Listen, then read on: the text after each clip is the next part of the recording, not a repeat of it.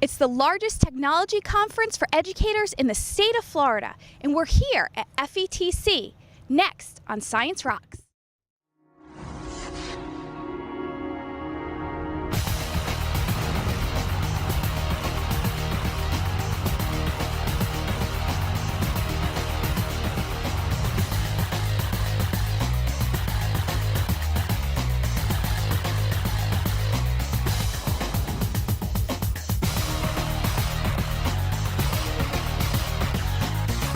Welcome to Science Rocks. I'm Laura Spence, and we're here at the 35th Annual Florida Educator Technology Conference, and the big emphasis is STEM.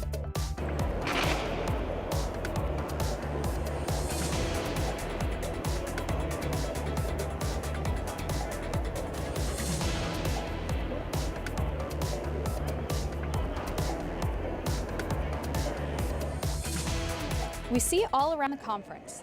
The keynote speaker is Jane McGonigal, the Director of Games Research and Development at the Institute for the Future, and she is a world-renowned designer of alternative reality games. So what if we could do that in a real learning space?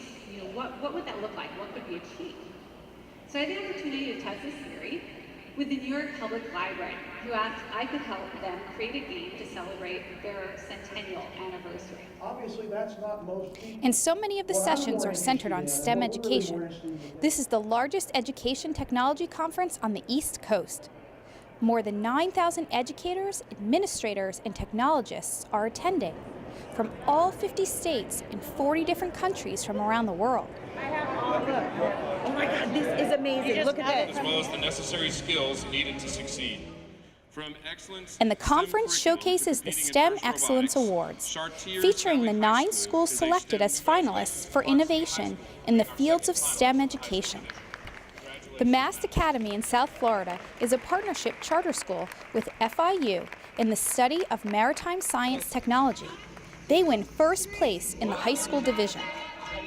I think it's our school, Mast at FIU, is one of the most unique schools in the country, where we have a high school embedded in a university. So what we can offer the student is a high school experience, a rigorous curriculum, along with the rigor and access to one of the top universities in the state. What are some of your students saying as they're going through your program? They're amazed. I mean, a big part of this was to make the university tangible to a lot of the kids that would be first-time students going to the university. So I think they're seeing that they can do it. They're amazed by the rigor. They're amazed by the projects. They love going out in the Bay. So it's a unique program and one-of-a-kind opportunity. You do have a really unique program. We saw the video clip. What are some aspects that you want to highlight about your program? One of the best opportunities is the collaborations. I'm a journalism teacher. My main specialty is English, of course, but I'm the journalism teacher, and I have these great lectures. I have the opportunity to walk down to the journalism school and speak to professors and have them come in and speak to our students. I get to collaborate with Mr. Roach, who teaches AP Environmental Science, and through the journalism class, we're taking photographs, we're writing stories, and we're not just collaborating within our own school, but with the university itself. These schools are recognized as being among the top in the country based on their use of interdisciplinary curriculum, collaboration, and problem solving.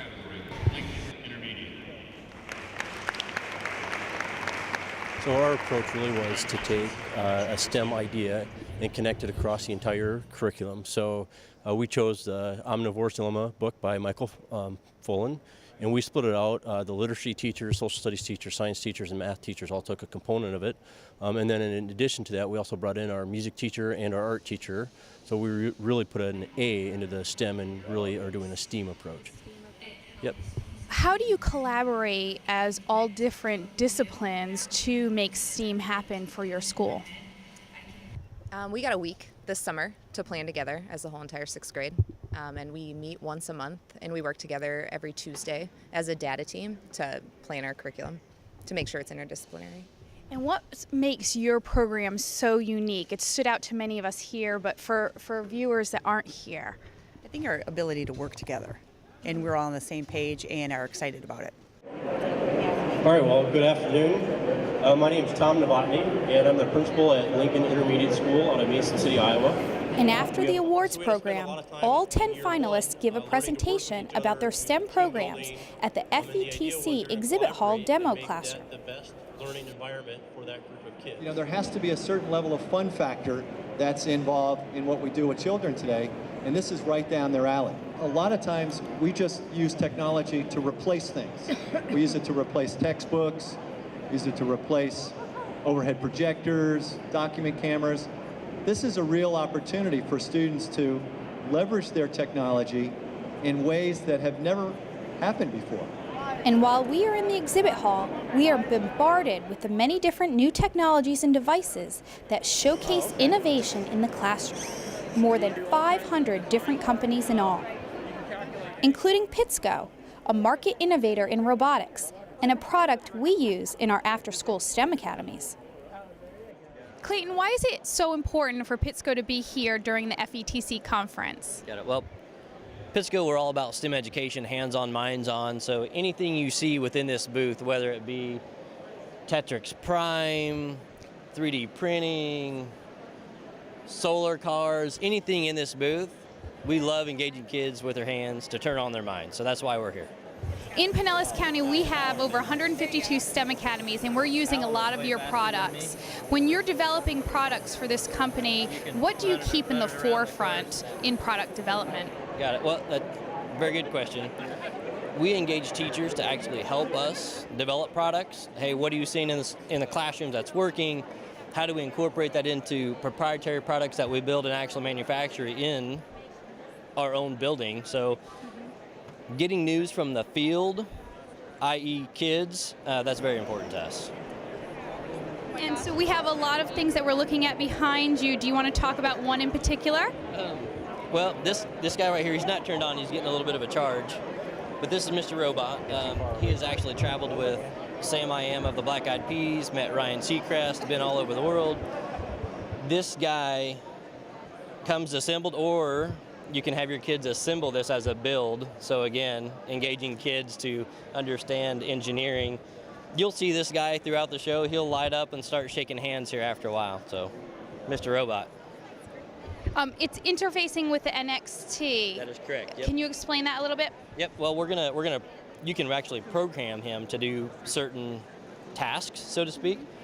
We have seen some teachers actually put an iPad up here and FaceTime behind a screen. So like if you're giving a presentation, the principal or superintendent can actually address a student body with his face on the iPad as he's FaceTiming. So this thing is very versatile, but yeah, you can actually program it to do specific things as well.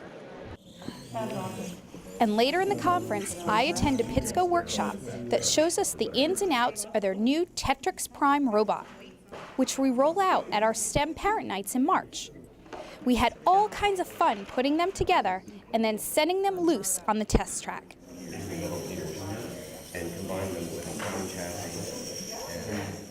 Alan, explain to us, why is the Tetrax such a great component for elementary and middle school students? Sure. Tetrax Prime was really designed around meeting standards in the early elementary, late elementary, and middle school. It's easy and intuitive to build with. It's nearly toolless and makes it very popular in the classroom. What are some of the problems that students can encounter when building that's great for them to problem solve out of? As you saw when you were building your set, the servo connections, the small screws for the servo horns, but those things can be alleviated by pre-installing the servo horns, and the wiring is great for them to troubleshoot and solve to figure out how they want their controller to work. We have a lot of after-school STEM academies, but here in your session you have virtual teachers, you have robotics teachers. Why is this a great product for educators? It's a great project for educators because it meets standards with the activities that they do. Robotics encompasses all areas of STEM, another popular product idea. Probably the best part about robotics, though, is the student engagement. They really enjoy robotics, they get hands-on with it, and they learn a lot of concepts with it. With the East Coast's largest educational technology conference in our own backyard, it's a great opportunity for Pinellas County educators to get involved. In the exhibit hall, we find the district's digital learning director, Pat Lusher, checking out some of the newest technology. But also, I could get you a table, you know, to let you guys play around with and make sure it works. Well, I've got the table, but I'm just kind of interested in the stand. And some of our teachers and administrators. So we're here with Pinellas County finest attending the FETC Conference, and we have a principal and 2 of her teachers. Why did you decide to come as a group of 3? Well, we really believe that the future is going to be around technology, and STEM is a huge, huge part of it. So I brought my STEM Academy facilitator and our technology coordinator to see what's the latest and greatest to bring back to our kids. I know you just started to walk through the exhibit hall. What are some of the things that kind of caught your attention that could support you with the STEM academies? Well, the Pasco lab was here, so that's great because that's what we're using right now in our STEM classrooms, and just a lot of extra technology in regards to what we're doing in the computers and adding additional support. And you were mentioning that you might be interested in becoming a STEM Academy facilitator. Why would you be interested? Because it's a kinesthetic learning, and a lot of kids learn and get excited about that. So I want to join on. And we run into Clearwater High Principal Keith Masterides getting ready for a presentation on technology and personalized learning that he implements at his school through Pinellas Innovates. 3 things that we've done in the last few years that have had a huge impact on our campus. One of which has moved to a wall-to-wall academy model with industry certification. It's really exciting. As you know, personalized learning has really taken off in Pinellas County with Pinellas Innovates, and we've had the opportunity to work with them quite a bit, pretty extensively, and we're partnering with them today. So it's all about personalized learning and bringing your own technology. As you know, Clearwater High School several years ago, we used the Kindles. We were first ones in the nation, and from that we moved into bring your own technology, where the kids are bringing their devices, and we've got materials that they can access on there. So we're really talking about our travel, our history to get to where we are today, and how we're personalizing the technology and the usage for the students' needs. It's not about necessarily a device, but what kind of projects, what we're using them for, and personalizing it for the individual needs of the classroom and the student. Well, we've seen so much and we've learned so much here at the conference, and now we're ready to take it back to the teachers and students of Pinellas County.